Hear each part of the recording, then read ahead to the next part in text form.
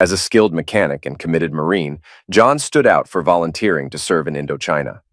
In March 1967, he discussed his plans with his wife, Sandra. Married for 3 years, they had a small house and were planning to start a family. Sandra worked as a paralegal, and with her income and his, they managed well financially, with good savings for emergencies. Sandra cried but understood John's strong sense of duty. John was strong and muscular, known as a tough fighter. Marrying his high school sweetheart had calmed him down, though he could still fight if necessary. They said their goodbyes and spent a passionate night together before he left.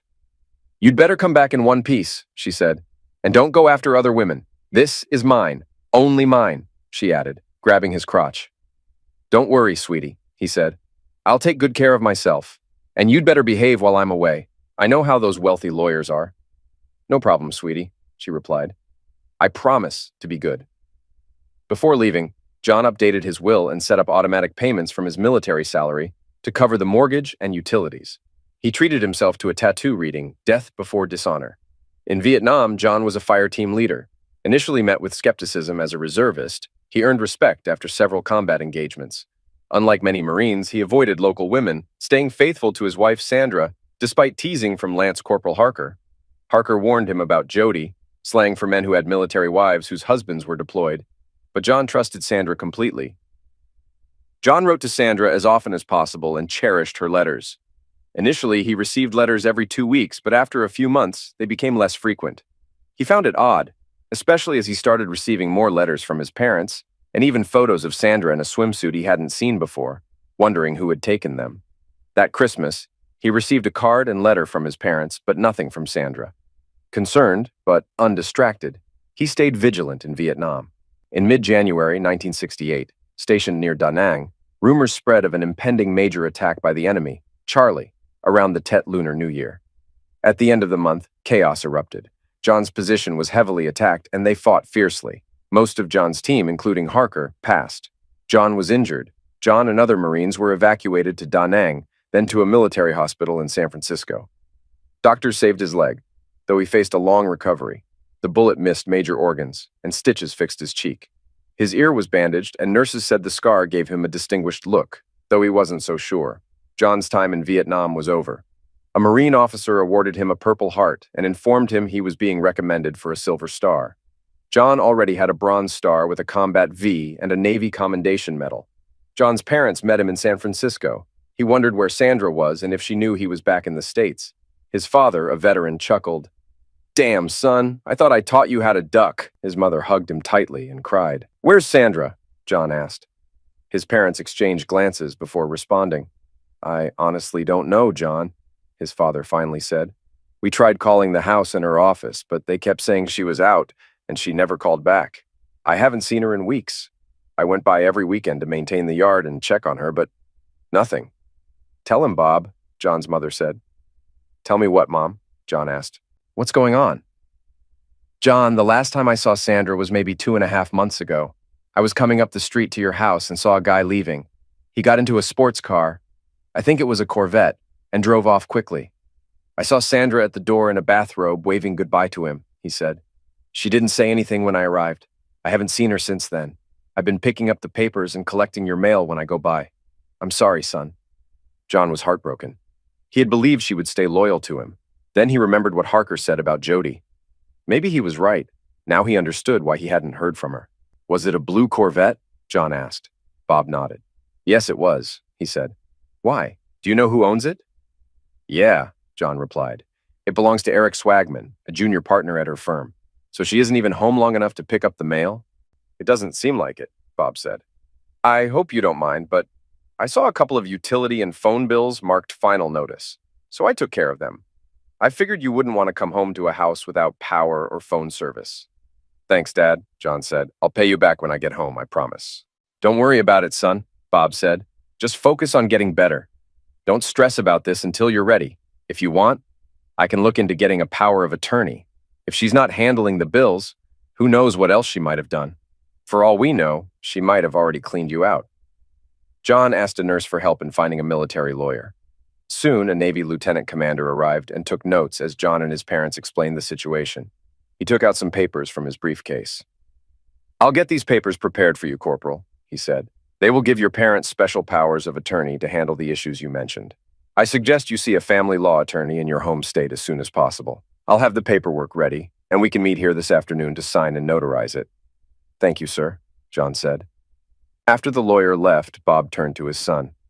As soon as we get home, John, I'll check the bank to see what's going on. I still have the house key you gave me, so I'll stop by and check on things there. You know, George Williams, who retired from the police force a couple of months ago, is now working as a private investigator. I can ask him to look into this if you want, Bob offered. I'm not sure I can afford a private investigator, Dad, John said. Bob shook his head. Don't worry about it, son, he said. George owes me a few favors.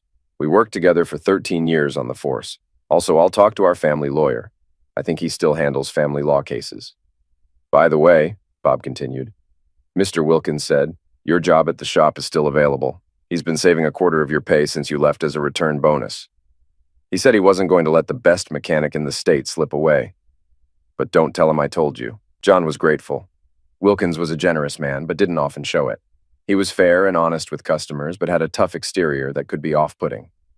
That sounds good, Dad, John said, a tear rolling down his cheek.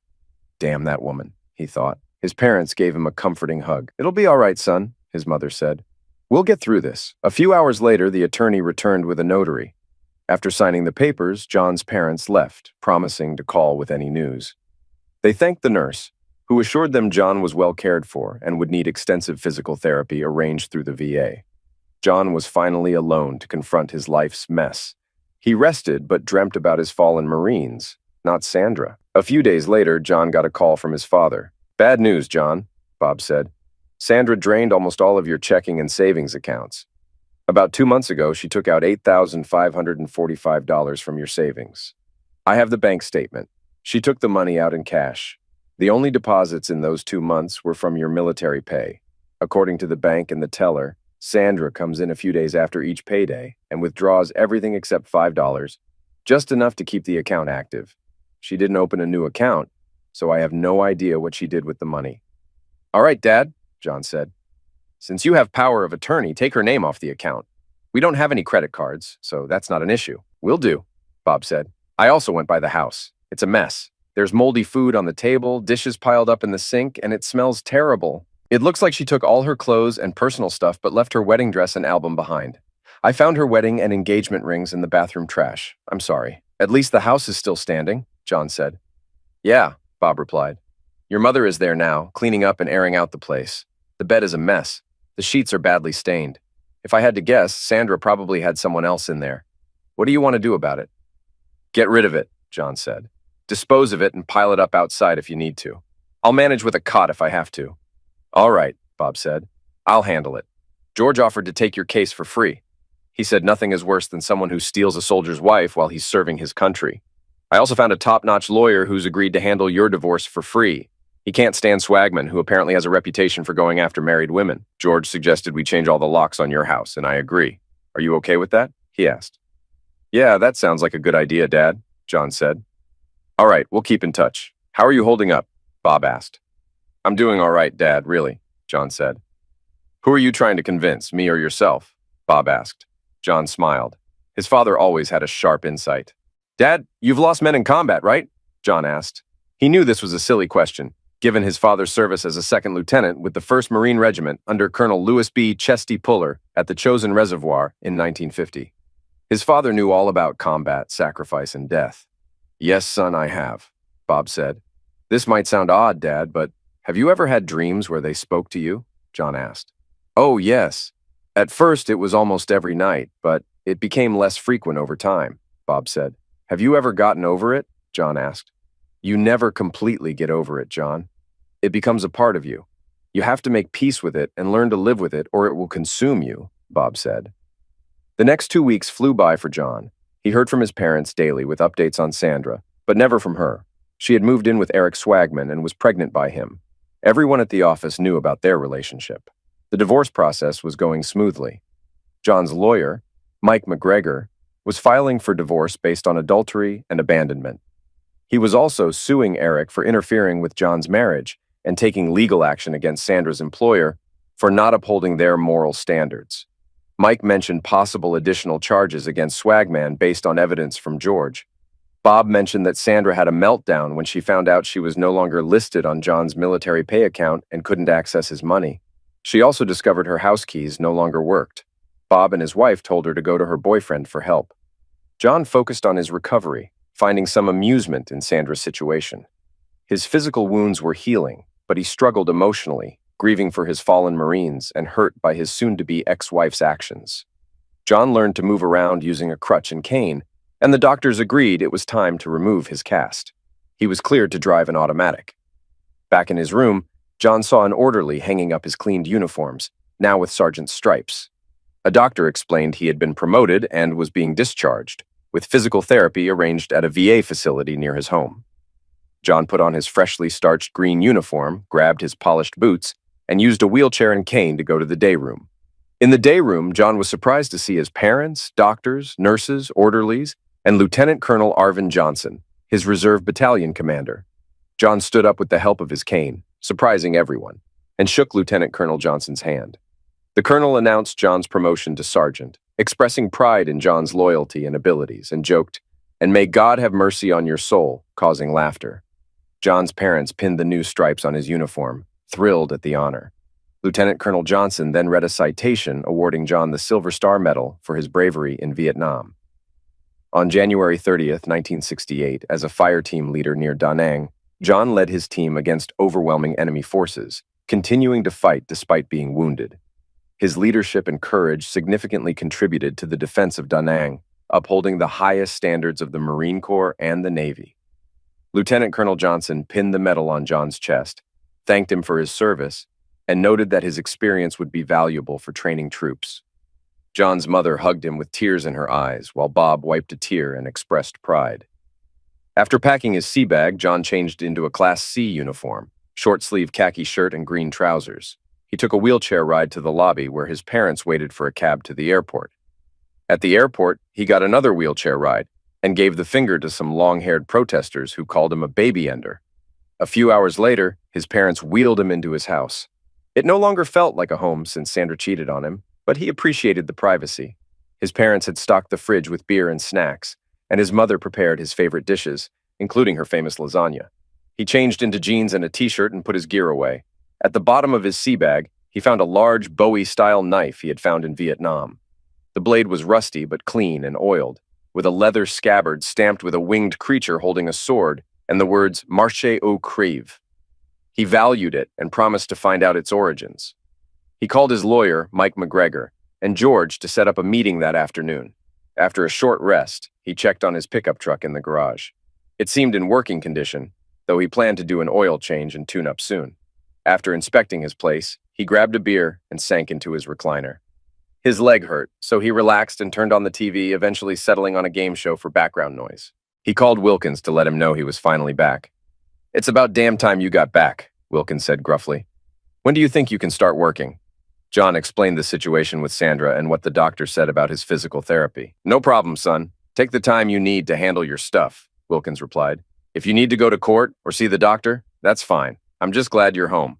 Most of these kids don't even know the difference between a brake pad and a carburetor sometimes. If you can make it over here sometime this week, I've got a little welcome home gift for you." "I'll do that, thanks," John said, and ended the call. At last, Mike and George arrived, so John let them in, shook their hands, and offered them a beer. They accepted the offer and settled into the living room.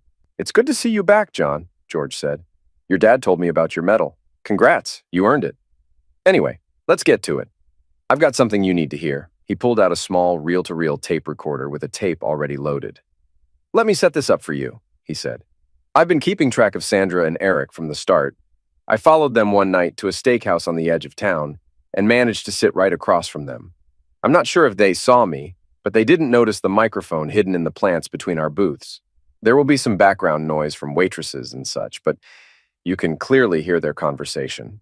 He started the tape and turned up the volume. "So, Sandra, have you thought about my proposal?" said a male voice John recognized as Eric's. He could almost see the smug grin on his face. "I'm not sure I can do that to John, Eric. It's bad enough that I cheated on him and now I'm carrying your baby, but I don't think I can go through with this," Sandra replied. "Come on, babe. If anyone can do it, it's you. He's probably drowning his sorrows right now." "I bet he'd do anything to have you back," Eric said. "You don't know John very well, Eric. His sense of ethics wouldn't let him accept this. There's no way he'll agree to raise the baby as his, and he definitely won't share me with you, Sandra said. No, he wouldn't share you. We won't let him. Look, you know I'm not cut out to be a father. John would be a better parent than me. Here's the plan. We get him to agree to our terms, or we threaten him with a divorce. We'll demand his house, half his income, alimony, and child support. Don't worry, I've already prepared the paperwork, Eric said. George stopped the tape. So, they really think I'm going to let her stay with him and let him raise her illegitimate child? John asked. Are they out of their minds? There's more, George said, starting the tape again. I don't know, Eric. John won't go for that, Sandra said. Come on, babe. You know he's so in love with you, he'd do anything, Eric said. You're not still in love with him, are you? Well, I still like him, she said. But I don't love him like I used to. Besides, you're much better in bed. John's face turned red with anger. This is what I get for loving that cheating woman, he thought. And I wouldn't leave you to go to Vietnam. What kind of fool does that? Eric said. John felt like punching the wall. You're right, she said. When he gets back, I'll talk to him. Okay? Do that, Eric said. Do you know when he's coming back? No. I haven't heard from him since January, and I haven't sent him anything since last year like you told me, she said. If he really wants to fight this, we have other options, Eric said. Like what? Sandra asked. Well, you know how sometimes houses can catch fire out of nowhere? Or how brakes can suddenly fail? Eric said. You're not going to hurt him, are you? Sandra asked. I won't be part of that. Don't worry, Eric said. I know people who could help with that. You'd be in the clear. If something happens to him, you'd get everything and be free of him. Well, I guess, Sandra said, but only as a last resort. Right. Only if we have no other choice. Let's see what happens when he gets back. George stopped the tape. That sounds like a plan to commit murder to me, John said. Both George and Mike agreed.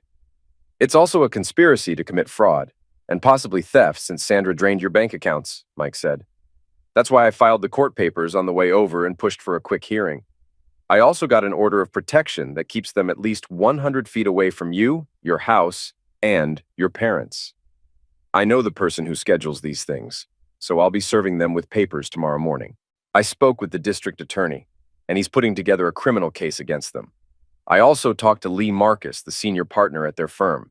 We've been friends for a long time, and he's furious about what they're doing. I told him we plan to sue the firm and mention the conspiracy to engage in criminal activity. By the time we're done, swagmen will be lucky to avoid jail, Mike said. Your dad and I still have connections in the police department, including the chief, George said. I spoke with a few of them, and they've agreed to keep an eye out for you. Any questions so far? George asked. Yeah, John said. What am I asking for in the divorce exactly? Mike handed him a folder with all the documents. Sorry, I forgot your dad was acting on your behalf, Mike said. Here's the paperwork. As I mentioned, we're filing for divorce based on adultery and abandonment. Since Sandra has a higher income, there won't be any alimony. You'll keep the house and everything in it because she left it and didn't pay any of the utilities. We're also demanding that she return $7,100, which is half of your joint accounts. Remember, she emptied both your checking and savings accounts and took all the money you had deposited. We're also asking that she return her rings and change back to her maiden name. She'll keep her clothes and her car. I've asked Lee to keep her employed, since she'll need some support during her pregnancy. From what we know, Swagman has just under $1 million, so we're suing him for $800,000. With that, his court costs and attorney fees for both this case and any criminal charges, he'll be nearly bankrupt. We're also asking the firm to pay $2 million for not enforcing their morals clause, Mike said. The firm will probably settle for around half that amount to avoid bad publicity. One last thing, John, Mike added. Do you have a set of dress blues? Yeah, John replied. Mike nodded. Great, Mike said. Get them cleaned and have all your medals and ribbons mounted. Wear them to court when the trial starts. I want everyone to see what kind of man Sandra and Eric have wronged. I have one more surprise for them, but I'll keep that to myself for now. That's fine with me, John said. I'll get the uniform ready. Just let me know when I need to be there. I will. Now, if you don't mind, I have a meatloaf and an apple pie waiting at home. John, take some time to relax, Mike said. I will, John said. I was thinking about going to the watering hole for another beer and catching up with some old friends. Just be careful, John, George warned. That neighborhood has gotten a bit rough since you were last here. Not rougher than Da Nang, I bet, John said. George and Mike laughed. Not quite, George said, but almost. After George and Mike left, John went to his bedroom, changed his shirt, and grabbed the knife, hoping to find a friend who was good with them. He locked up the house, hobbled to the garage, and started his truck. Man, that feels great, he thought, as the pickup roared to life. He drove off and headed to one of his old hangouts, stopping for gas on the way. He parked in front of the bar like he always did and took a look around. George was right. The place seemed a bit rougher than it did a year ago, but he thought, I've seen much worse. He went inside and made his way to the bar through the haze of cigarette smoke. He grabbed a beer and scanned the room, hoping to recognize someone, but no luck. This used to be a spot where regular guys like him would hang out and chat over a drink, but now it seemed like a hangout for gang members. He finished his beer and headed to his truck, hearing a woman cry for help in an alley. He saw a young woman surrounded by 5 or 6 men. Grabbing a knife from his truck, John quietly approached. One man was tearing the woman's dress. "Hey, leave the woman alone!" John shouted. The men paused, puzzled. One man with a switchblade moved toward John. John drew his own knife. "You want to play with knives?" John asked. The thug lunged, but John dodged, slashed his wrist, and kneed him in the groin. The rest of the gang began to retreat. 2 men stayed to confront John. He took one down with a punch to the throat and slashed the other from shoulder to waist. A man with a piece of wood snuck up behind John, hitting him in the face. The attacker fled as police arrived. An officer approached John. "Man, Harkness, didn't George warn you this area is dangerous?" "Yeah," John replied. "I guess I'm just too stubborn to listen." The officer surveyed the scene and instructed his partner to call for a couple of ambulances. He then grabbed 2 sets of handcuffs, went to the men on the ground, and restrained their hands behind their backs. Returning to John, the officer noticed the knife lying next to him. "Now that's a knife," he said. "Where did you get that, John?" "Picked it up in Vietnam," John answered. "Let me see it," the officer said. "Do you have a place to keep this thing?" John handed over the leather scabbard. The officer examined it closely. "French Foreign Legion? Really?" he asked. "Marine Corps," John said. "Just got back." "I know you were in the Marines, John. I'm talking about the markings on the scabbard. The emblem shows it's from the French Foreign Legion. The words under it mean march or die. This doesn't look like standard issue. I bet it belonged to a French soldier at some point." The officer put the knife back in its scabbard and handed it back to John. "You should put that somewhere safe before a tough cop takes it from you. Maybe frame it or something," he advised. John nodded. "Yeah, I'll do that," he said. The woman approached the officer. "Please don't arrest him, officer," she said. "He saved my life. These men were going to do something terrible to me." The officer looked at her torn dress. "It's all right, ma'am.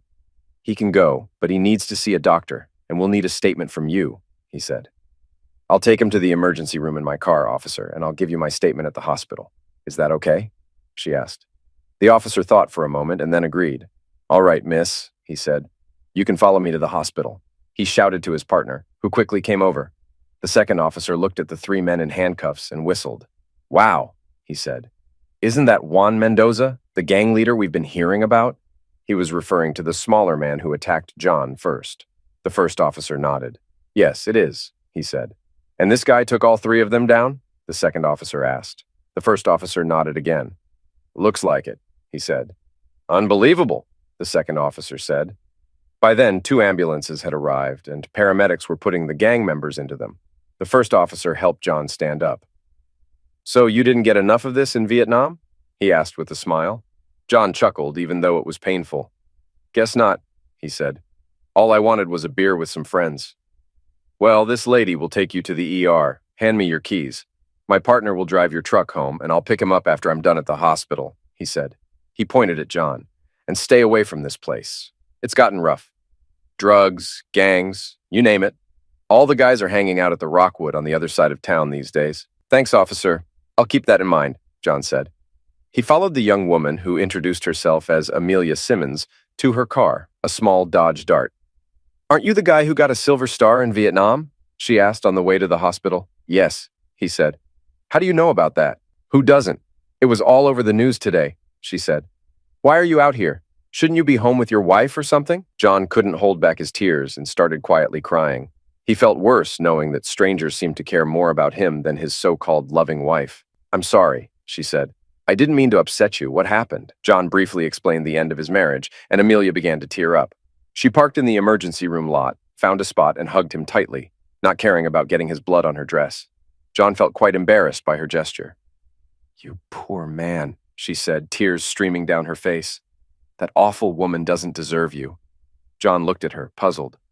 "Why are you crying?" he asked. "Those men were going to end me. But you jumped in to help, even though you could have been killed yourself. You didn't even know me, but you risked your life for me," she said, crying. "I can never repay you for that." John hugged her back. "You don't owe me anything," he said. "Yes, I do," she insisted. "I owe you everything. You put aside your own pain to help me, so I'm going to help you heal. No matter how long it takes, I'll mend your broken heart," she promised. "I swear no one will ever hurt you again. Not like her," she said. "You don't even know me," he said. "You didn't know me either," she replied. "But after tonight, I know all I need to know. John Harkness, you're my hero, my knight in shining armor.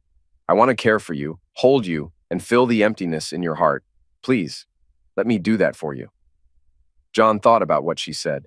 When he looked into her eyes, he saw only genuine love, no deceit. There was something beautiful about her that he couldn't quite describe. Maybe it was because of everything with Sandra. In his mind, he heard Harker's voice.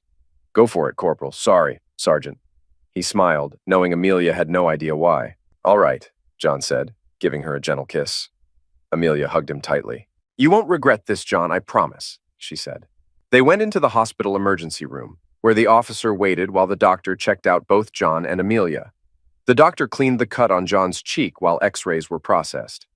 After looking at the x-rays, he told John that nothing was broken and that the nail in the board had only scratched his skin. Amelia was also fine.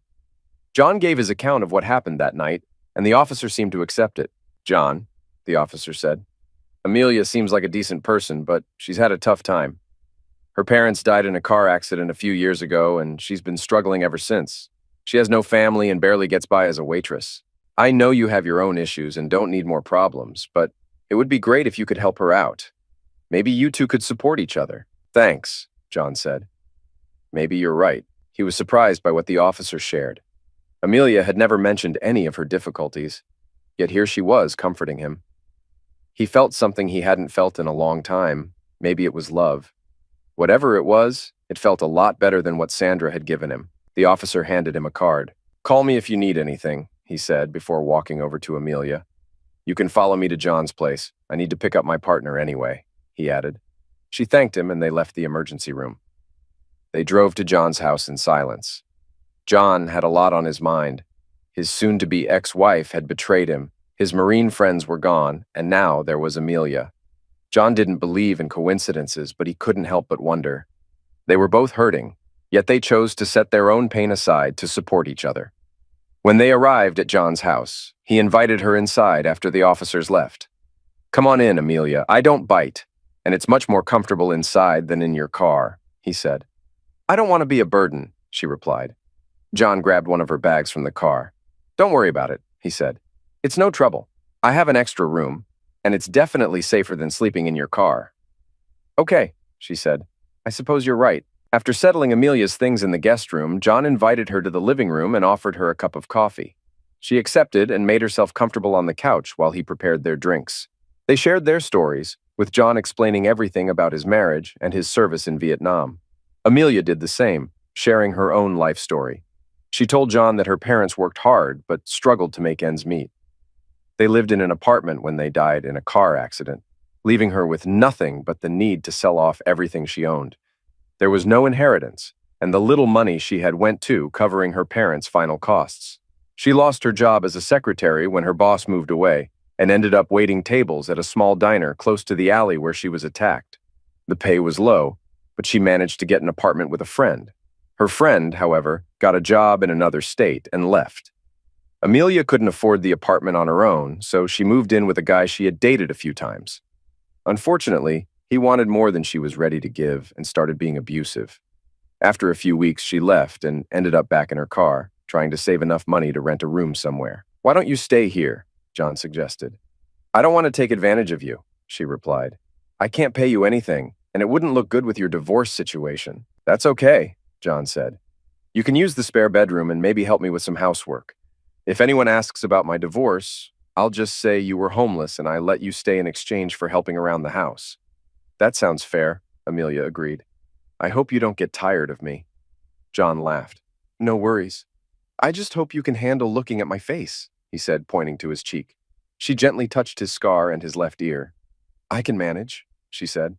Actually, I think it makes you look distinguished, like someone who doesn't put up with nonsense. He laughed again. Flattery will get you far, he said. Anyway, things might get a bit busy here for a day or two. Sandra and her boyfriend will be served papers tomorrow morning, so I expect a lot of phone calls after 9. I also have some errands to run. Want to come with me? Sure, she said. That sounds like fun. I'm off for the next couple of days anyway. Well, I'm exhausted and my leg is starting to hurt, so I'm heading to bed, John said. I'll come with you if that's okay, she said, following him down the hall. Would it be all right if I slept with you tonight? No closeness. I just need someone to hold me. Sure, he said. I promise I'll be good. She smiled and went to the bathroom to shower and change while John got ready for bed. By the time she returned, wearing just a long t-shirt, John was already under the covers. She climbed in beside him, and he instinctively put his arm around her. She rested her head on his shoulder with her arm draped over his chest. He thought to himself how nice it felt. They fell asleep and woke up the next morning with John spooning Amelia. I'm sorry, he said. Amelia smiled at him. Don't apologize, she said. I put your hand there last night because it felt good. And this felt good too, she added, lightly brushing her hand against his groin. I'm glad you like it, John said. They showered and got ready for the day. Amelia made breakfast while John got dressed. At 9:20 a.m., the phone rang. What's all this about a divorce, John? Sandra yelled. I don't want a divorce. And what's this about adultery and abandonment? I don't care what you want right now, Sandra, John said.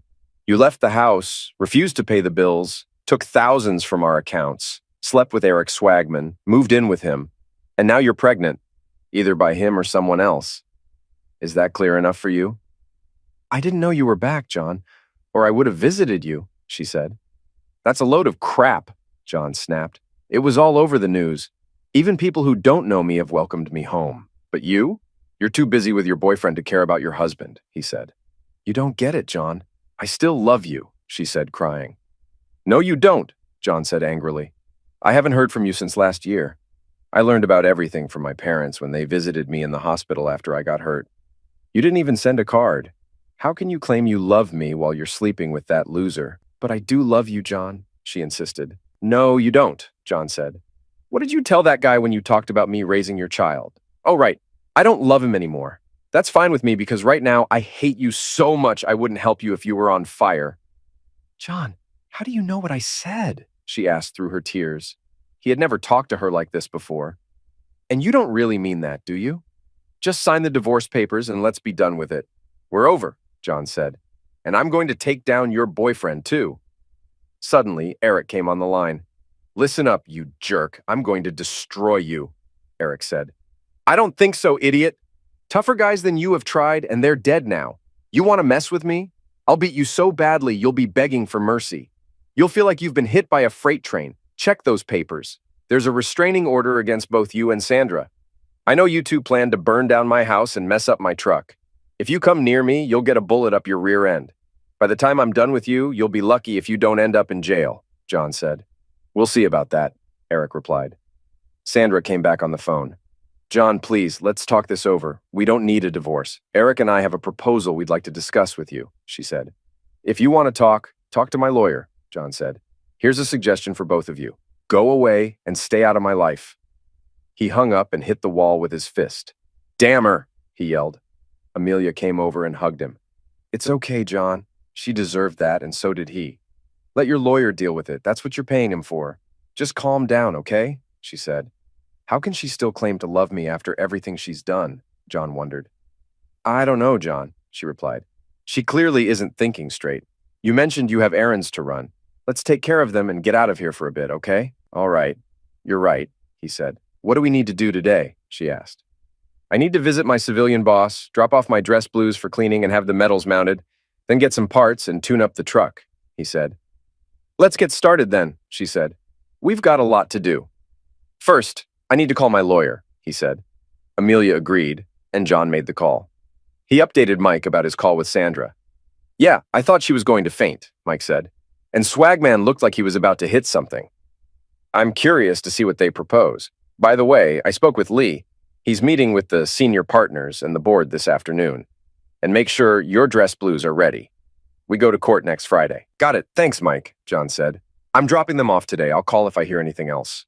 They left the house, took John's uniform and medals to the cleaner, who was an old WBOQ vet and knew his stuff. Then they went to visit old man Wilkins. Hey, boss, John said as he and Amelia entered. Wilkins looked up from his desk, buried in paperwork. Hey there, Wilkins replied. Damn, I need a secretary. I can't keep up with all this paperwork. I've got cars to fix. John glanced at Amelia. Seriously? You really want to hire a secretary? He asked. Absolutely, Wilkins said. Look at this mess.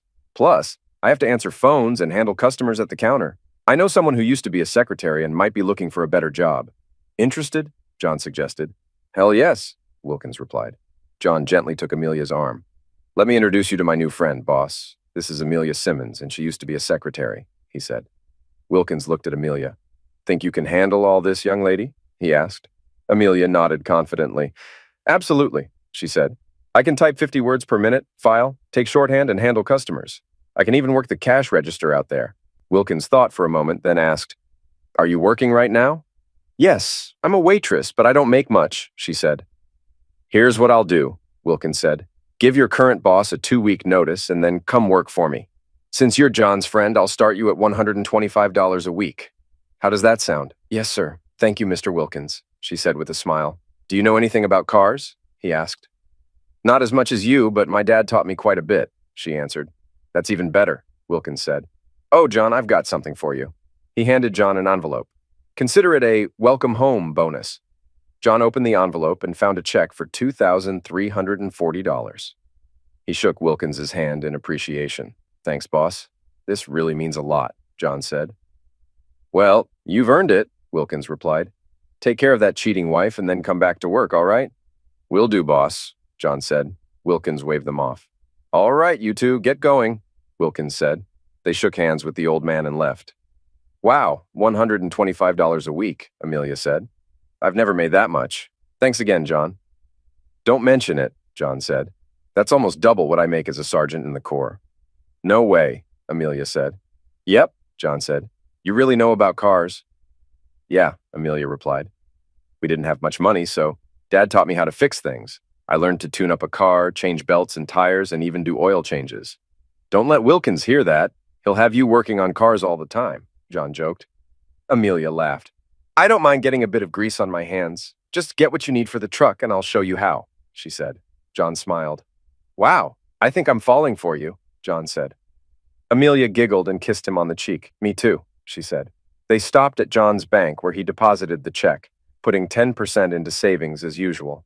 He took out $100 for spending and ordered new checks without Sandra's name on them. Then they went to an auto parts store and bought everything John needed for the truck. After grabbing a hamburger, they headed home. John thought about how the place felt like a home again with Amelia around. He pulled the truck into the garage and got everything ready while Amelia went inside to change. She came back out wearing old, worn jeans and a t-shirt. So, what should we do? John asked. Amelia grabbed the spark plugs and wires. I'll take care of the plugs and wires and you handle the oil change, she said. Sounds good, John replied. Do you know how to set the gap on the plugs? Are you serious? She asked. Without waiting for a response, she took the tools she needed and got to work. John was amazed at how skillfully she used his tools. He gathered what he needed and began changing the oil. By the time he finished, she had also replaced the spark plugs, wires, rotor, and distributor cap. He inspected her work and was very impressed. Everything looked flawless, but appearances can be misleading, so he lowered the truck and started the engine. He turned the key, and the truck roared to life just as he hoped. He revved the engine slightly and listened for any problems. Pleased with the results, he turned off the truck and looked at Amelia, who now had grease smeared across her hands and face. At that moment, she looked more beautiful to him than Sandra ever had.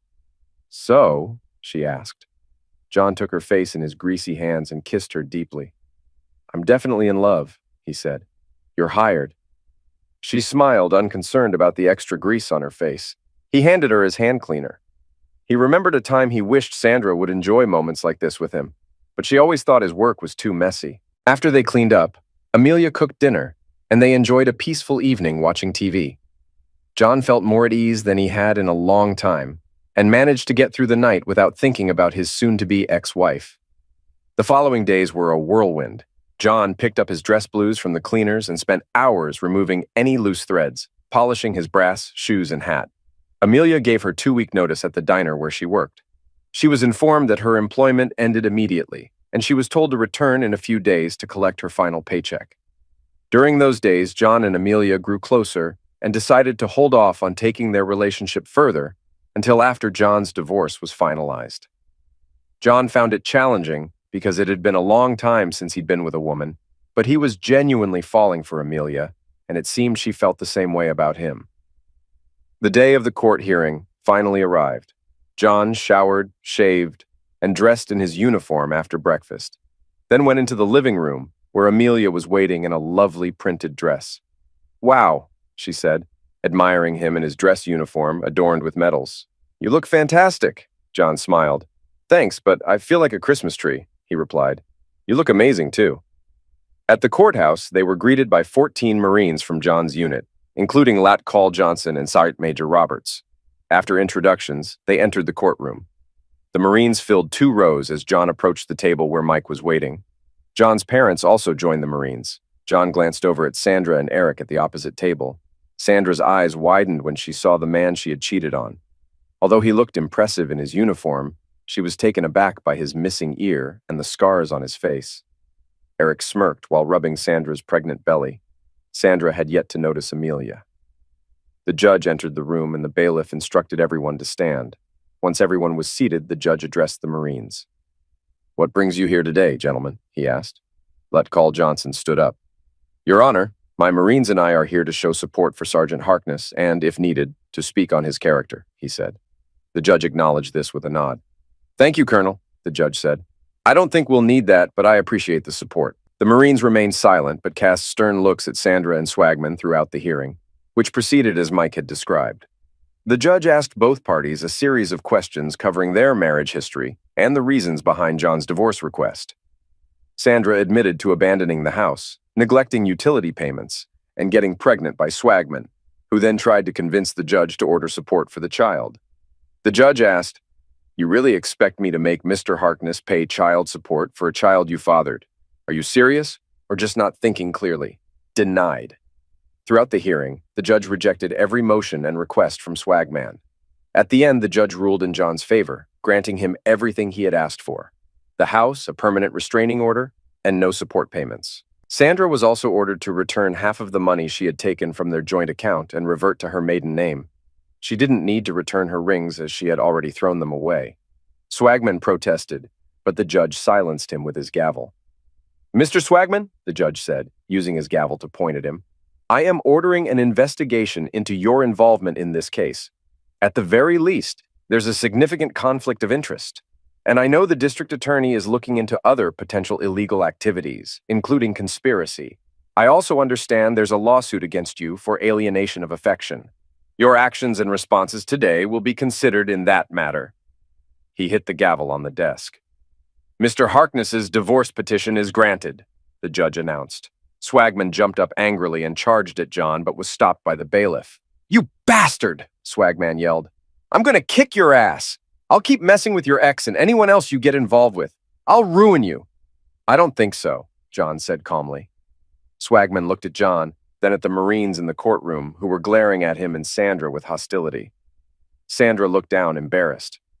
Lee Marcus, who had been watching from the back of the courtroom, approached Swagman after his outburst. "You're fired," Lee said. "I'm also filing a complaint with the state bar. Pack up and leave my office by the end of the day." He glanced at Sandra as Swagman stormed out, cursing. "You still have a job, Sandra, at least until after the baby is born and you've had some time to recover. We'll reassess your performance then," he said. He turned back to John and shook his hand. "Thank you for your service, Sergeant," he said. "On behalf of the partnership and the board of directors, I apologize for what you've been through." He then turned to Mike. "Given the situation and considering Mr. Harkness's service, the board accepts your initial offer. We don't see the need for more hearings. Please make an appointment with me next week to finalize everything." Mike nodded as he and Lee shook hands. "Thanks, Lee. I'll call on Monday," Mike said. Lee smiled. "Great. Maybe now I can win back some of my money on the golf course," Lee said as he left.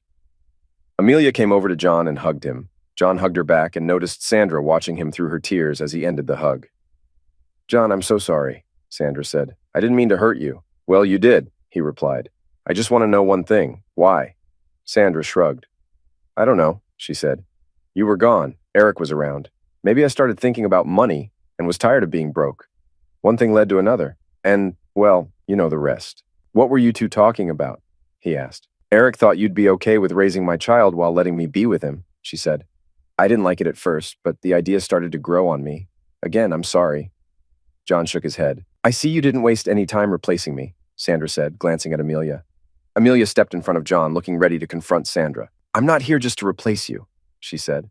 "I'm here to heal a good man's heart, the heart you broke, and I plan to spend the rest of my life doing that." Sandra looked down before responding. "I guess I deserve that," she said. "John, do you think we could ever be friends again?" she asked. "I'm not sure, Sandra," he replied. "You hurt me deeply. If it weren't for Amelia and my family, I might not even be here now." "I didn't know, John. I'm really sorry," Sandra said, crying. She turned and left the courtroom. John shook Mike's hand as he got ready to leave. By now, the other Marines and John's parents had gathered around them. "Thanks for everything, Mike. I really owe you," John said. Mike waved him off. "Hey, that's what friends and family are for, right?" Mike said. "Plus, I've always wanted to see that jerk get put in his place. I'll catch up with you next week after I talk to Lee. You got a big payday coming. Now go out and celebrate. You've earned it." After shaking hands with the Marines and gathering his things, Mike left. "Good job, Sergeant," Colonel Johnson said, shaking his hand. The other Marines also shook his hand and wished him well. After they left, John's parents hugged him. "We're so proud of you, son," his mother said. "And who is this lovely lady?" she asked. John introduced Amelia proudly, and his parents hugged her warmly as if she were family. "You need to bring her over for dinner sometime, John," his mother said. John smiled. "I hope to do that a lot from now on," he said. Sandra's pregnancy ended in a miscarriage, and she was told she couldn't have more children. The firm kept her on under a contract prohibiting intimate relationships with staff. She worked there for 20 years and stayed single, occasionally watching John and Amelia's children. Tragically, she was passed in a car accident. John, Amelia, and his parents attended her funeral. Eric Swagman lost most of his money fighting legal battles. He lost to John in court and all appeals to the state bar. The district attorney didn't press charges due to insufficient evidence. One night, after leaving a bar, he was beaten by masked men, with severe injuries to his Johnson and a Semper Fi sign around his neck. Weeks later, he was found hanged. John proposed to Amelia the day his divorce was finalized. They married with a traditional Marine sword ceremony. They continued working for Old Man Wilkins until he passed away in 1980, leaving the shop to John. John remained in the reserves, retiring as a master gunnery sergeant in 1992, a year after Desert Storm. He occasionally dreamed about Vietnam, but managed it well. John and Amelia ran the shop until retiring in 2008, passing it to their two sons. 10 years later, while window shopping, John saw a drawing of the rose tattoo he had almost gotten in Vietnam. He decided to get Amelia's name tattooed over his heart. "What are you doing?" Amelia asked. John explained, "I want your name right here, over my heart, where it belongs. You promised to heal my heart all those years ago, and you did. Now I want everyone to know how much I love you." Amelia's eyes filled with tears. "You don't need to do that," she said. "Oh, yes, I do," John said. "I owe you everything." She sat down, knowing that once John made up his mind, nothing could change it. "Are you sure you want to do this, Grandpa?" the artist asked. John took off his shirt. "Absolutely," he said. "Okay," the artist replied. "Will it hurt?" Amelia asked. "Yeah, it's going to hurt a lot," John said. "But it's worth it to me." Amelia smiled and wiped away her tears as she watched the artist tattoo her name on his skin.